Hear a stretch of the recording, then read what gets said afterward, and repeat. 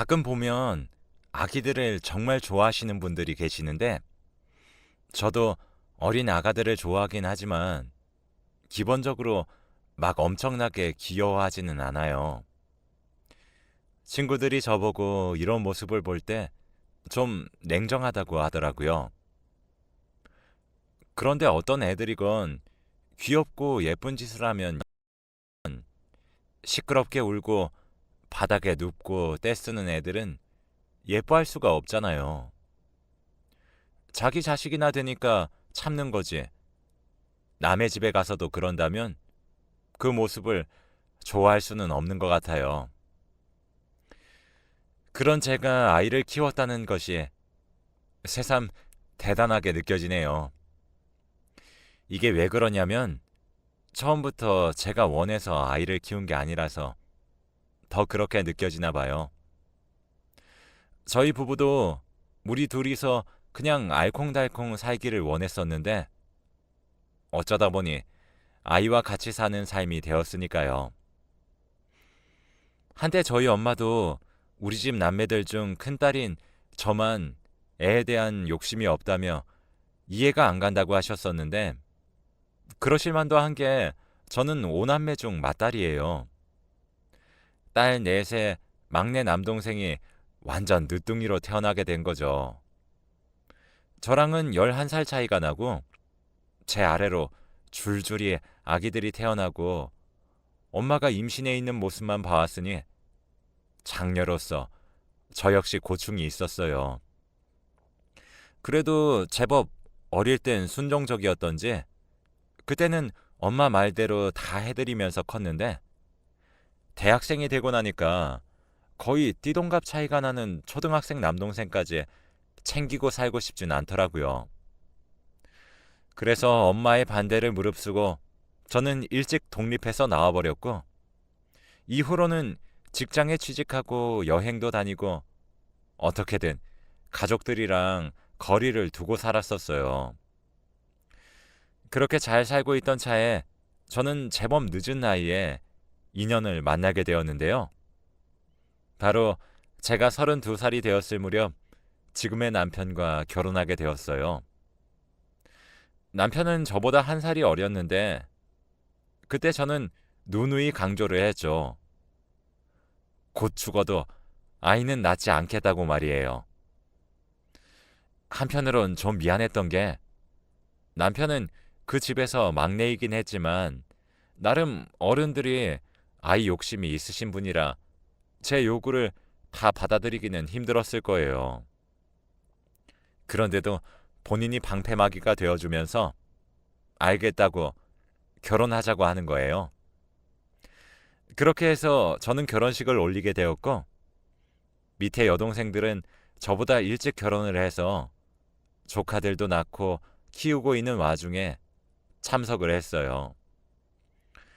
이제 안 가고 혼자 남아있는 건 남동생뿐이었는데 걔야 뭐 워낙 집에서 막둥이이자 아들이랍시고 애지중지하며 키웠으니 무슨 걱정이 있겠나 싶었어요. 저도 나름 막내 동생이다 보니 그럭저럭 귀여워하긴 했지만 아무래도 누나가 넷이나 있는 집인데 아무리 남자를 사랑한다고 해도 누가 쉽게 시집 올까 싶어 걱정이 되더군요. 그래도 여동생들한테는 얼마나 말했는지 몰라요. 시누이랍시고 존재감 크게 드러내면서 숨소리 내지 말고 있는 듯 없는 듯 병풍처럼 지내주자고 몇 번이나 강조했어요. 제가 이런 얘기를 했던 이유는 제 바로 아래 둘째 여동생이 시누이 많은 집으로 시집을 가서 어마어마하게 고생을 했기 때문이에요. 중간에 몇 번이나 이혼 위기가 찾아왔었고 보다 못해 제가 제부를 불러서 크게 야단친 적도 있었고 말이에요. 그 집 시누들이 하도 제 여동생을 못 살게 구는 바람에 마음고생을 보통 한 게 아니었거든요. 그러던 어느 날 군대도 다녀온 남동생이 직장에 들어가고 난 뒤에 좀 지나서 연애를 하는 것 같더라고요. 아무래도 식구들도 많고 여자들이 압도적으로 많은 집이다 보니 이래저래 말들이 귀에 쉽게 들려오긴 했어요. 엄마는 막둥이가 여자들을 좀 더 만나봤으면 했는데 직장에서 만난 여자친구랑 연애를 하더니 얼마 안 가서 결혼을 한다고 했었나 봐요. 나중에 얼굴을 보니까 제법 예쁘장하고 또랑또랑한 것이 둘이 참 잘 어울리고 보기 좋더라고요. 엄마도 참하고 예쁜 아이를 보고 마음에 들긴 하셨는지 나중에 저한테 한참 칭찬을 하시더라고요. 딱 엄마가 원했던 며느리감이라나 뭐라나 이런 말들을 하면서 말이에요. 양쪽 가족들끼리도 이렇게 좋은 평이 오가서 그런지 둘이 얼마 지나지 않아 결혼을 하게 되었답니다. 올케네 집이 그다지 여유가 있는 집은 아니었지만 엄마는 엄청 마음에 드셔서 그런지 둘이 잘 살면 된다면서 집도 해주시고 혼수도 그리 많이 바라지 않으셨어요. 그리고 동생이 엄청 이 결혼을 추진하기로 했고 올케에게도 모든 걸 본인이 감당할 것처럼 말을 했나 보더라고요. 늘 귀엽게만 느껴졌던 동생이 이제 한 집안의 가장이 되어서는 그런 역할들을 감당한다고 생각하니까 나름 뿌듯하기도 하고 아무튼 저는 진심으로 둘이 잘 살기를 바랐었어요. 그리고 동생네는 귀여운 조카를 낳았고 저는 가끔씩 얘네들이 친정에 아기를 데리고 올 때면 가서 보고 오곤 했답니다. 눈도 땡글땡글한 것이 제 엄마 아빠 좋은 점만 닮아서 너무 귀엽더라고요. 그렇게 우리 남매들은 여느 가족들과 별 다를 것 없는 인생살이를 하면서 지내오던 중 2, 3년 정도의 시간이 더 지난 뒤에 조금 이해할 수 없는 일을 마주하게 되었습니다. 주변에서 어쩌다 들려오는 이야기이긴 했지만 참 몹쓸 이야기였고 그리고 끔찍한 이야기라며 뒤를 따라다니던 그런 일이 우리 가족 안으로 흘러 들어오게 되었어요. 솔직히 저는 모성이라든지 아이를 향한 그런 감정들이 너무 여자에게만 집중되는 것에 대해 부정적이었거든요. 아빠나 엄마나 자기 자식을 사랑하는 마음은 모두 다 같으니까요. 그런데 용납할 수 없는 영역이 하나 있었으니 바로 결혼 생활을 하다가 자식을 버려두고 나가버리는 경우였어요. 옛날에 우리 엄마들이 어렸을 무렵에야 전쟁 중이었고 그런 일들이 꽤 많았다고는 하지만 그런 일은 세대를 거듭하고 또 거듭하며 계속해서 반복되는 것일까요? 그게 제 가족들에게 그리고 그렇게 예쁘고 보기 좋게 잘 살았던 동생네 부부에게 일어나게 될 줄은 꿈에도 생각하지 못했어요. 게다가 그 천사같이 귀엽고 사랑스러운 우리 조카에게 간 4살도 안 된 조카를 어떻게 엄마로서 버리고 나갈 생각을 했던 걸까요? 제가 자식이 없어서 이해를 못하는 건지 모르겠지만 조카라고 해도 이렇게 마음이 아프고 눈에 밟히는데 우리 올케는 대체 무슨 생각으로 뭐에 씌어서 그런 짓을 했는지 이해할 수가 없었어요. 이 소식도 저는 뒤늦게 전해 들었지만 사실 왕래가 잦아 친정에 자주 들락거리던 여동생들은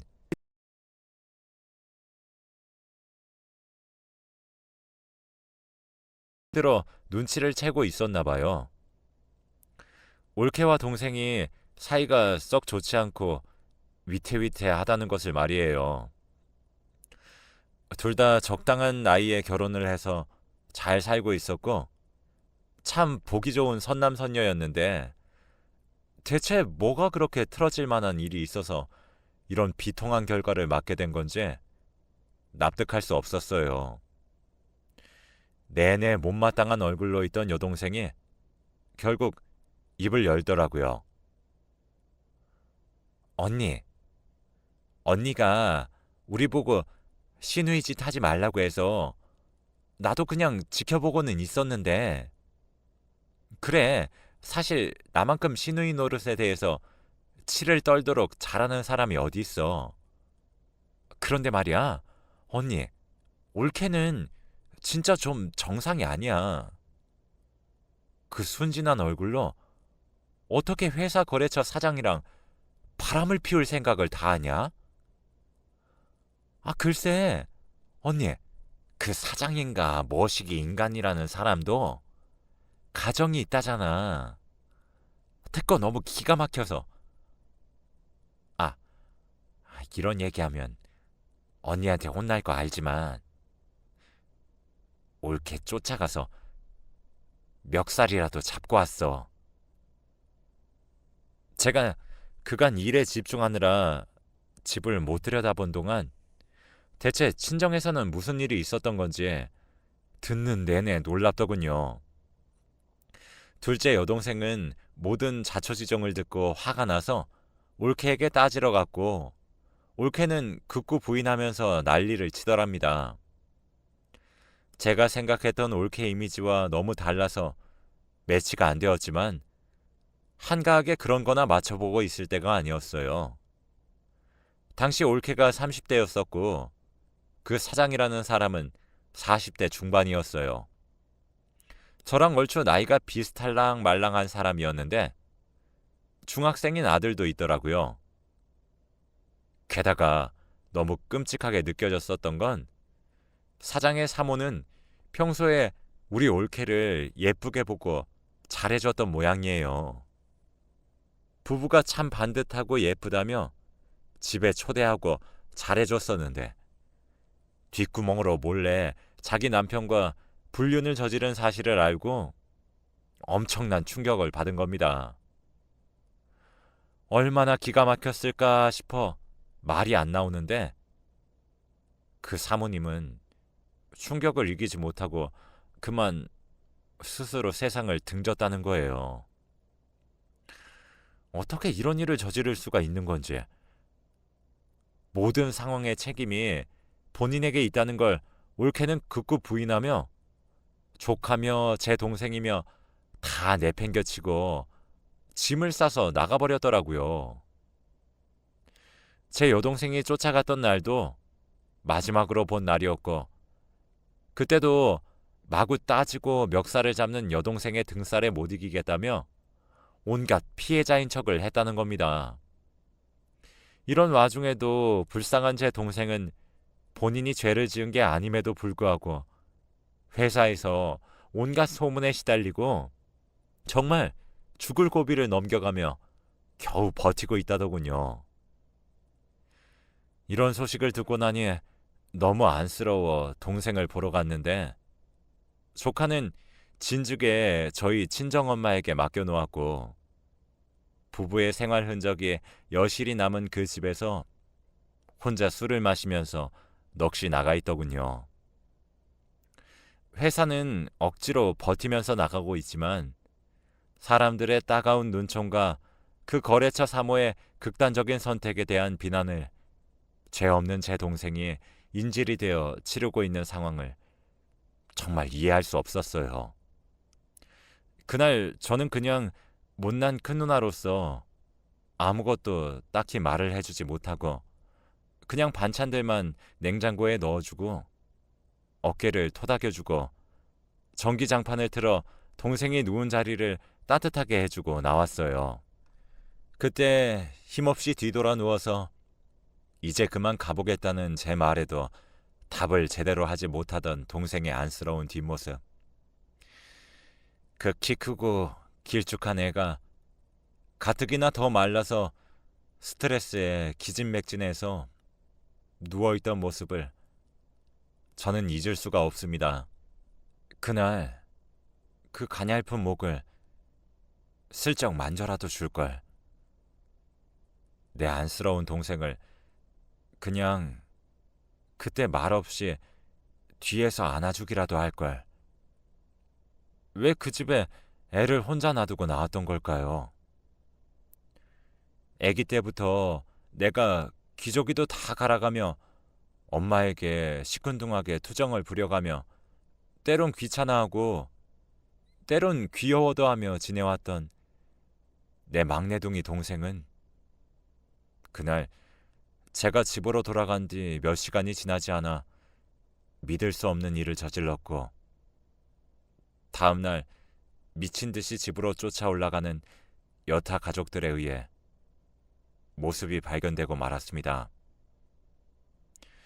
올케를 너무 사랑했기에 배신감에 그런 일을 저지른 건지 아니면 지금 자신에게 몰아친 그 화살들과 스스로 입은 상처를 감당하기가 너무 무거워서 그런 건지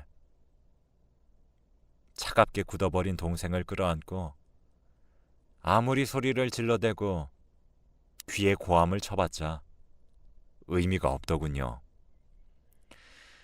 100번 1000번을 불러본다 한들 동생은 제게 대답해 줄 수가 없을 테고 그걸 알 수 있다고 해봤자 뭘 할 수 있는 걸까요?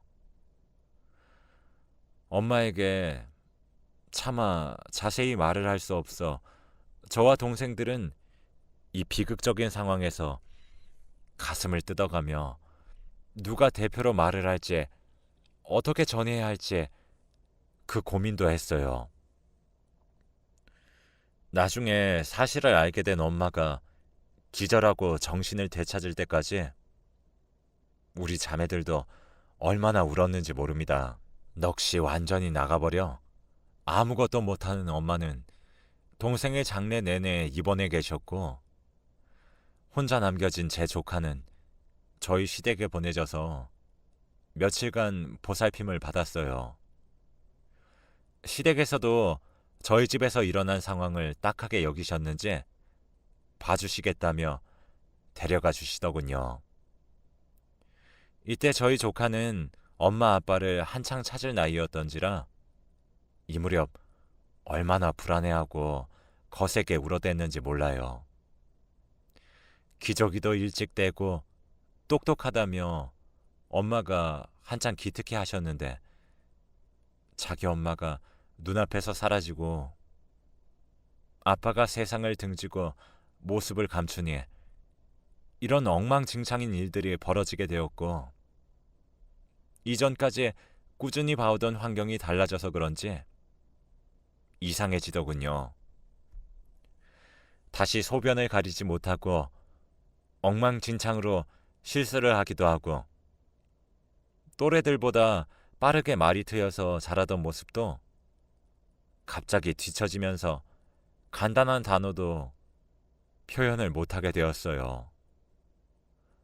먹는 것도 거부하고 다 집어던지고 밤만 되면 정말 조카를 봐주는 사람들도 기진맥진할 정도로 울고 고함을 지르고 목이 쉬도록 스스로 나가떨어지고 나서야 잠이 들었답니다.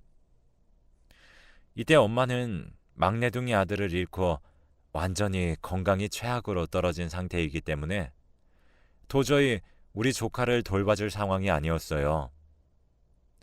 멀리서 막내 이모가 와서 우리 엄마를 돌봤고 홀로 남겨진 조카는 결국 자식이 없는 저희 부부의 몫이 되었어요. 그렇게 애를 안 낳겠다고 아기는 싫다고 몇 번이나 남편에게 단단히 못을 박아놓고는 먼저 세상을 등져버린 남동생의 아기를 고스란히 제가 데려와서 키우게 되었어요. 나이 42에 4살 배기를 말입니다. 당시 남편에게 미안하고 할 말이 없어 그냥 눈 딱 감고 몇 년간만 좀 참아달라고 말을 했어요. 그런데 남편은 여기서 저를 완전히 울리는 말을 하더군요. 자기야, 수연이는 이제 우리 아기나 마찬가지야. 나도 그렇게 생각해. 수연이 얼마간 돌보면서 느낀 건데 나도 뒤늦게 아기가 키우고 싶은 거 있지? 그런데 나도 나이가 많고 우리 너무 늦기도 했잖아. 아기가 우리 둘에게 필요하다는 걸 너무 늦게 알았잖아. 그런 와중에 수연이가 우리한테 와서 나는 너무 좋아. 걱정하지 말고 잘 키워보자. 우리 아무 생각하지 말고 우리랑 수연이만 보자. 남편의 그 말에 참아왔던 동생을 향한 애틋한 끌어오름과 홀로 남겨진 불쌍한 조카에 대한 마음들이 와르르 무너져 내리면서 남편 품에 안겨 얼마나 서럽도록 울었는지 모릅니다. 감정을 가눌 수가 없어서 정말 와락 토하는 사람처럼 그렇게 엄청난 소리를 내며 울었던 것 같아요. 그렇게 아기를 반대하고 싫다고 하던 제가 어쩔 수 없는 사정으로 조카를 맡아 키우는 동안 참으로 많은 일들이 있었어요. 우리가 중간에 맞게 된 4살 무렵부터 6살 초여름까지 조카는 제대로 말하지 못했어요. 태어난 순간부터 함께했던 자기 부모를 어느 정도 인지가 되는 상태부터 못 보게 되었으니 그로 인한 충격도 있었겠죠. 하지만 정말 1년 정도는 어마어마하게 귀가 따갑도록 울어댔고 그렇게 모든 걸 품고자 다짐했던 남편 역시 조금 예민해질 정도로 수연이는 우리를 무척 힘들게 했어요. 아무래도 스트레스가 커서 그런지 잔병실에도 잦았고 학교 들어갈 무렵에는 폐렴도 심하게 걸려서 얼마나 고생했는지 몰라요. 열이 펄펄 끓는 애를 데리고 병원도 뛰어다니고 하면서 밤새 병간호를 하고 어느새 저와 남편은 정말 우리가 직접 낳은 자식 마냥 함께 아이를 대하게 되었어요. 둘만으로 잘 지내왔던 우리 부부의 결혼 생활 10년 차에 조카를 떠맡게 되어 키워낸 지 어느덧 10수년이 흘렀고 수연이는 중고등학생 시절을 지나 어엿한 대학생이 되었어요. 사실 중학교 무렵 한창 반항기에 사춘기가 와서 예민해지다 보니 자기 부모에 대해서도 자세히 알고 싶어 했었어요. 그때 무척 고민을 하다가 애가 워낙 민감할 때다 보니 최대한 말을 미루게 되더군요. 나중에 고등학교 졸업을 할 무렵에 이젠 수연이도 웬만한 사고가 되고 서로 말이 통한다 싶어 힘들게 얘기를 했어요. 다른 여동생들도 고모로서 될 수 있는 한 들여다보며 애 클 때마다 용돈이며 옷도 사주고 대학에 들어갈 때에는 등록금도 같이 모아서 주더군요. 다들 여유 있는 형편은 아니었지만 어찌되었든 우리 곁에서 사라져버린 남동생의 아이이며 부모 없이 불쌍하게 혼자가 된 조카에 대한 마음은 다들 애틋했으니까요. 수연이는 저로부터 자세한 사정을 듣고 한동안 다시 충격을 받았던 것 같지만 그래도 마음을 다시 추스르고 자기 생활에 집중하는 것 같더라고요.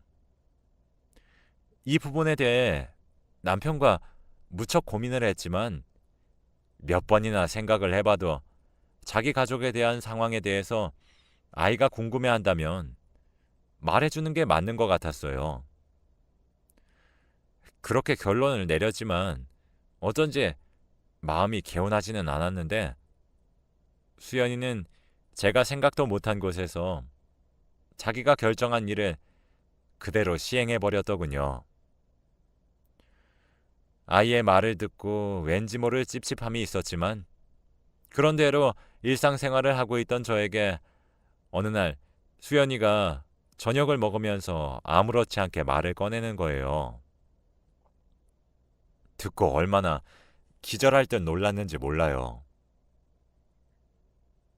고모, 나 엄마 만나고 왔어요. 뭐? 엄마? 무슨 말이야, 그게? 저는 그 순간 너무 놀라서 숨이 멎을 것 같았는데 수연이는 제 표정을 한번 보더니 다시 고개를 푹 숙인 채 밥을 먹더라고요. 이때 얼마나 많은 생각이 오고 갔는지 몰라요. 자기도 핏줄이니까 엄마가 보고 싶었으려나 싶기도 했지만 자기 아빠가 그렇게 가게 된 상황에 대해 엄마가 끼친 영향을 알고 있을 텐데 왜 궁금해했을까 잘 이해가 안 되더라고요. 그래도 내가 내 부모에게 자라왔던 환경과 수연이가 자기 부모와의 관계에서 놓인 상황은 엄연히 다르니 일단은 좀 생각을 차분히 해보려고 했죠. 그러던 차에 수연이가 제 마음을 읽은 건지 바로 입을 열더라고요. 듣고 너무나 오랜만에 알게 된 올케의 근황에 분노하기도 하며 수연이가 벌인 일에 기가 막히기도 해서 연신 숨죽이고 듣기만 했어요. 여기저기 인터넷으로 알아보니까 찾아내려면 찾아낼 수 있더라고. 그래서 알아봤는데 엄마가 어떻게 살고 있는지 알게 되니까 참을 수가 없었어요. 고모, 내가 잘못한 거예요? 사정을 들어보니 수연이는 자기 엄마의 이름이며 이런 개인정보들을 가지고 조회를 해봤던 모양이에요. 아빠의 유품으로 남겨진 것들을 제가 보관하고 있었고 그간의 사정들을 말해주면서 아이에게 전부 주었거든요.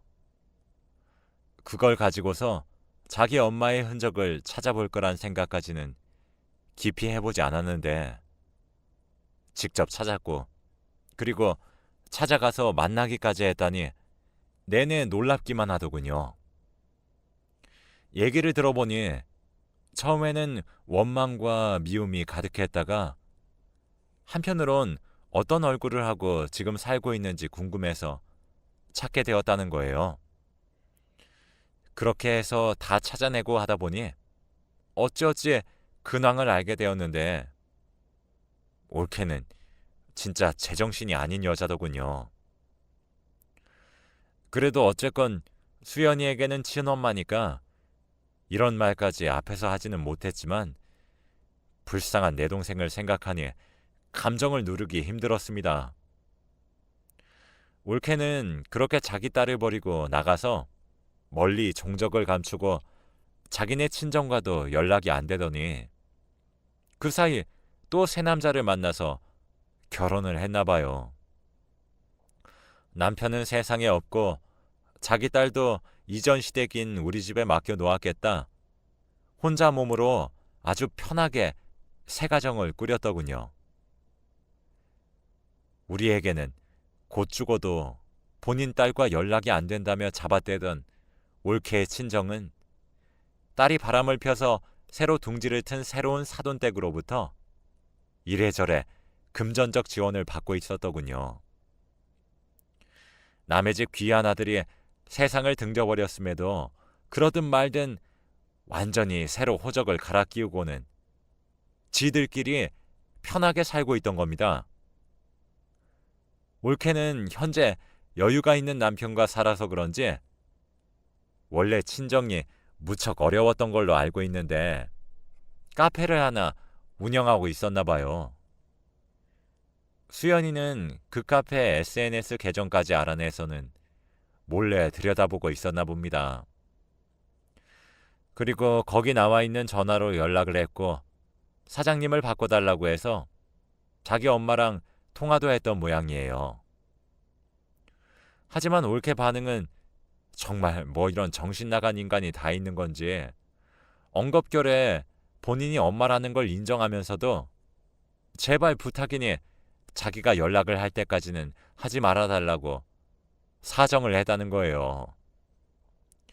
수연이도 참 안타까운 게 그런 말까지 들었으면 그때 진작 저에게 말을 했으면 좋았을 텐데 홀로 그 말을 듣고 끙끙 앓으며 밤을 지새웠다는 거예요. 그때의 기분을 표현한 아이의 말을 듣고 나서 정말 제 가슴이 너무 찢어질 듯 아파오더군요. 마치 자기 엄마에게 2번 버림을 받은 듯한 기분이 들었다는데 이 말에 깊은 탄식과 울음이 몰려와서 참을 수가 없었어요. 대체 올케는 얼마나 죄를 더 지어야 성이 차려고 하는지, 나중에 어떻게 편히 눈 감으려고 저렇게 자기 핏줄에게까지 모진 짓을 하는 걸까요? 결국 못 참은 수연이는 며칠 뒤에 작정을 하고 서류들을 갖고 카페를 찾아갔고 아무 생각 없이 웃으며 인사하는 자기 엄마한테 내가 안수연이라고 엄마 딸이라고 고래고래 소리를 지르며 이것저것 다 집어던졌다는 거예요. 올케가 아는 카페는 빵이며 커피며 다 팔고 있는데 꽤 유명한 곳이라서 손님들이 적지 않은 곳이었는데 일순간 모든 시선이 다 집중되고 직원들이 뛰어나와서 말리고 완전히 아수라장이 되었다더군요. 이 모습까지 상상을 하니 애가 나 없이 혼자 거기에 가서 버리고 온 가련한 장면이 떠오르면서 정말 견딜 수가 없었어요. 차라리 갈 거였으면 내가 같이 따라갔을 텐데 옷을 붙잡고 쫓아내려고 하고 늘어지는 직원들의 그 몸싸움을 내가 다 막아줬을 텐데 그렇게 밀려나는 동안 아이가 대체 어떤 기분이었을까 싶어 눈물이 줄줄 흘러내렸습니다. 하지만 수연이는 고모, 전혀 슬퍼할 게 없어. 나는 당당하게 할 말을 했어. 라는 거예요. 단호한 얼굴로 자기를 달래며 내보내려 하는 자기 엄마한테 곧 죽어도 용서하지 않겠다고 나는 평생 엄마를 잊지 않을 거라며 두 눈 똑바로 노려보며 말을 했다더군요. 그나마 올케에게는 다행이었던 것이 그 자리에는 현재 살고 있는 남편이나 딸이 그때 있지는 않았던 것 같더라고요. 하지만 꽤 큰 카페이고 일하는 직원들도 많고 손님들도 적지 않았다고 하니 소문이 나는 건 시간 문제일 거예요. 설마 올케가 결혼 사실을 숨기고 재혼을 했으리라 생각되진 않지만 새 남편은 몰라도 그 사이 새로 나와서 키우는 딸은 자기 위로 또 언니가 있다는 것을 알지 모르겠어요. 아무튼 수연이의 그 말에 올케는 그냥 주저앉아서 멍청히 바닥만 쳐다보고 굳어 있었다고 하더군요. 제 엄마를 절대 용서하지 않겠다며 빽빽 소리를 질러대는 자기 딸을 눈으로 직접 마주하면서 말입니다. 수연이도 딴에는 조금이라도 엄마가 놀라는 기색이 있고 자기 이름이라도 불러주었다면 얘기라도 들어보고 감정을 아주 약간은 눌러보려고 했다더군요. 하지만 자기를 부정하고 싶어하고 마치 쓰레기를 치우듯 얼른 그 안에서 내보내려는 친엄마의 모습에 몹시 큰 상처를 받았던 것 같아요. 이 부분에서 저는 그냥 모든 것을 알려주지 말아야 했던 것일까 일순간 후회했으나 수연이는 자기의 배경을 모른 채 사는 것보다 지금이 자기에게 훨씬 더 후련하다고 하더군요. 이후로 몇 번이나 올케가 전화를 걸어오고 연락을 시도한 것 같은데 이후로 애가 어떻게 생각을 바꿀지는 모르겠으나 지금 당장은 거부하고 있어요. 아무쪼록 저는 이후로 아이가 그냥 자기 엄마와의 일은 가슴에 묻은 채 자기의 인생만을 바라보며 쭉 걸어나가 주기를 바랄 뿐입니다. 오랫동안 가슴 웅어리에 남아 풀리지 않았던 부모라는 갑갑한 퍼즐이 아주 보기 싫은 모양으로 맞춰지면서 잠깐 괴로웠다고 하더군요. 그래도 이제 뭔가 맞춰봤으니 그간 자기를 돌봐준 고모와 고모부를 생각해서라도 뭐든 해보겠다고 말을 해주는 수연이, 저는 그저 그 모습에 감사할 따름입니다. 수연이를 받아들여 여지껏 키워왔던 날들이 앞으로는 수연이 인생에서 빛이 되길 바랄 뿐이에요.